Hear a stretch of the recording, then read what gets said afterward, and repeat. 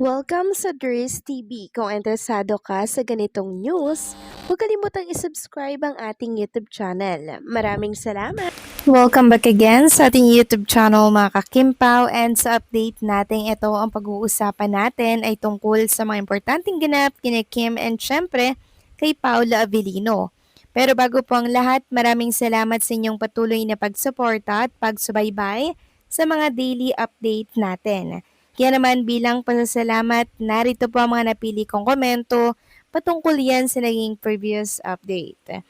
Unang komento mula po ito kay Ginang Arlene Casis.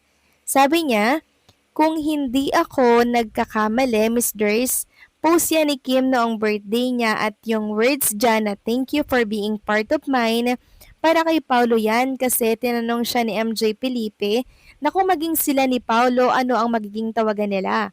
Ang sagot ni Kim ay mine. Ang interview na yon ay noong nag-promote sila ng What's Wrong with Secretary Kim or My Love Will Make It Disappear. So maraming salamat po sa komento, Ginang Arlene Casis. So kaya natin nasabi yon or nasama natin sa update yon kanina. Nagtitrending siya ngayon sa social media. Binabalik po ng mga Kimpaw fans para syempre ipamukha po sa mga Emerald fans at patuloy na naglilink kay Chinita, kay Gerald Anderson na wala na awat na dahil meron na pong natatapakan dito, which is si Paula Avellino. Pinamukha lang naman nila mga kakimpaw na meron na pong nagmamay-ari kay Chinita Princess. Kaya kung ano man po ang nais ng mga Emerald na to, for Chinita Princess, sana tigilan na po nila kasi hindi na po ito nakakaganda or nakakatuwa, 'di ba? Maging si Chinita Princess po na apektuhan na din kasi habang pinag-uusapan ito sa mundo ng social media, syempre naibabalik yung nakaraan na kinalimutan na po matagal ni Chinita Princess, 'di ba? Nare-refresh yung mga nakaraan na kinalimutan niya na po pilit. Masaya na kasi si Chinita Princess ngayon. Kaya sana lang wag na pong guluhin ng iba pa at patuloy na ilink si Kim kay Gerald. Matagal na pong tapos ang lahat, kaya hopefully ay ayoko nang makabasa ng mga paulit-ulit na post sa mga Emerald tungkol kay Chinita Princess. So maraming salamat sa komento, Ginang Arlene Casis, God bless po at mabuhay kayo. At ang next comment mula naman po kay Ginang Norma Dayag. Sabi niya, agree po ako sa'yo, Philippine Root Road. In all your positive comments to Kim Pao, Olga is a bashers. So don't too much give attention to all her comment against Kim Pao. Let her think whatever she wanted to make nega comments about our idol. Let her brain function properly so that she will create nega issues about Kim Pao. God bless Kim Pao and all their loved ones. So tama po kayo dyan, Ginang Norma Dayag. So yung pinost na yon ni Olga, merong kalaki po yon na sagot or pagbasag po mula po sa isang Kim Pao fans. Doon palang basag na basag po yan. So mabuti na lang may nagbasag po na Kim Pao at talaga namang pinamukha kay Olga na uy mali yung mga pinagsasabi mo, ito yung tamang sagot. So yun po talaga yung purpose no, na baka sakaling may makabasa nito sa social media, yun po ang kasagutan. Basag na basag si Olga sa mga paninira niya kay Kim and syempre kay Paulo Abilino. So maraming salamat sa komento, Ginang Norma Daya. God bless po sa inyo and mabuhay kayo. So eto na nga, pag-usapan na natin mga kakimpaw ang mga topic na nakalap natin sa hapong ito ng Webes. At unahin na nga natin itong picture ni Paulo Avellino mga kakimpaw na kung saan makikitang busy-busy, very hands-on, abala kasama po ng Team Alibay. Ano kayang ginagawa nila mga kakimpaw, no? Ang dami nga pong nagsasabi na very hands-on naman itong si Paulo Avellino.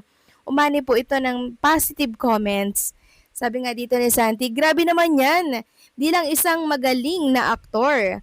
Very hands-on din siya at kung ano ang maitutulong niya, willing talaga siya to help para sa ikakaganda ng project. Sabi naman ng isa, hands-on talaga siya. Sabi nga ni Kimi, haligi siya ng The Alibi. He wants to make sure that they will give the best series that we want. The Alibi episode 1 and 6 are now up exclusively on Prime Video. So bukas, meron na naman pong bagong episode. 7 and 8 na yan. Excited na ba ang lahat magbukas? Syempre naman para mapanood natin yung bagong lapag na episode bukas, ano? So, ito talagang si Paolo Avellino, mga kakimpaw. Ito talaga yung gustong-gusto ni Chinita Princess sa kanya eh.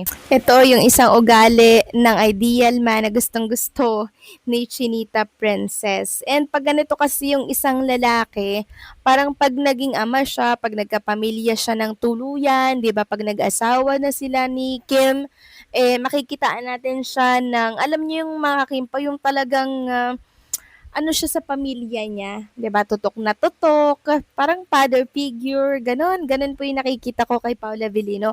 Kaya sa oras na magkaanak po si Kim and si Paolo Avellino, for sure mga kakimpaw, magpapakatatay ng malala itong si Paolo Avellino. Tapos babae pa, no? Kamukha pa ni Chinita Princess. Ay, nako mga kakimpaw. Gagawin niyang prinsesa ni Paolo Avellino. Samantalang next topic naman tayo, pag-usapan natin mga kakimpaw, ang tungkol dito sa mga panawagan po ng mga Kimpaw fans sa Star Magic Philippines. Kinalampag po nila ang management ni Chinita Princess dahil sa pangaharas ng nagngangalang rockstar dito po sa X. May nag-post kasi ng ganito, mula ito kay CLR. Sabi niya, Pau, tinag niya si Paolo Avellino. Sorry to tag you with this. Alam ko hindi ka mapagpatol, but please just once bigyan mo ng leksyon ang taong ito. Kick rockstar, ayan tinag niya. Pamilya mo na pinag-uusapan dito. Tatahimik lang mga to kung bibigyan mo ng aksyon.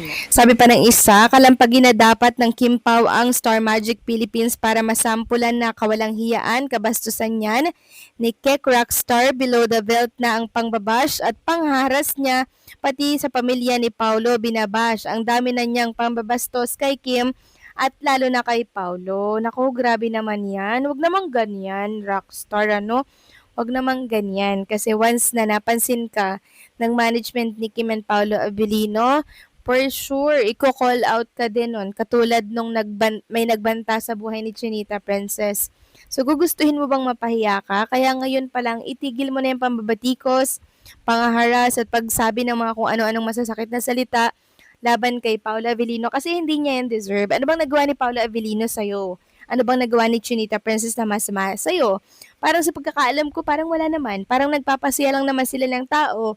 Tapos, tumutulong pa nga sila sa kanilang kapwa. So, walang dahilan para mainis ka or magalit ka kay Kim and Paolo Avellino. Marami pang oras, marami pang araw para magbago. Kaya sana, mas piliin nating maging mabuti para po sa ating kapwa. Libre lang yan, okay? Para syempre may peace of mind ka din.